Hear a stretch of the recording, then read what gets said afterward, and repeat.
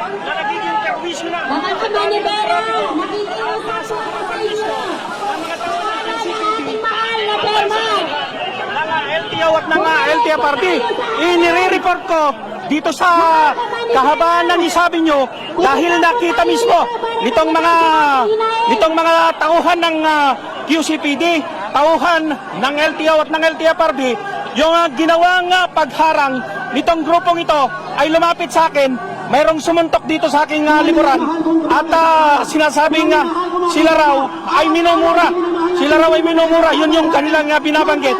Kaya ako'y sinugod nitong grupo, nitong si Marbal Buena para mag-report ng katotohanan doon sa perwisyong kanilang ginagawa dito sa kahabaan ng East Avenue. So yan yung sitwasyon ngayon dito sa kahabaan ng East Avenue,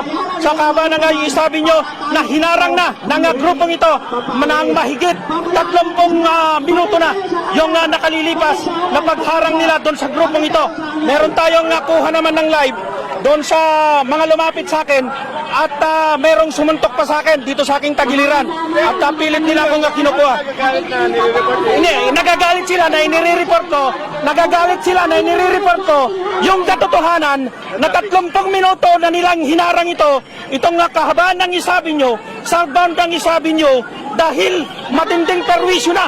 Batay doon sa report ng MMDA, umabot na hanggang sa may kahabaan ng Commonwealth Avenue yung traffic na dinudulot nitong grupong ito ni Marbal Buena na ngayon ay wala ng prangkisa. So yan yung sitwasyon.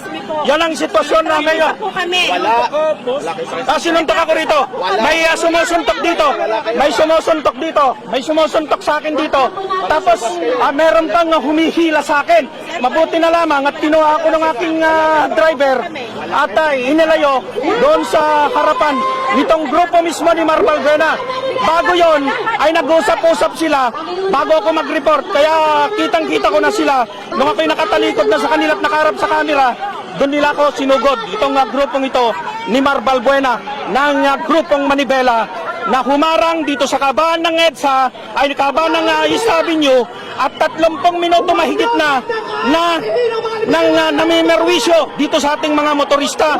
Pwede naman silang sabi ng kanilang mga saloobin basta't sa maayos na paraan at mayroong mga sasakyan na nakakadaan. Pero dun sa ginawa nila ay wala 30 minuto. Lahat naman tayo rito saksi ron.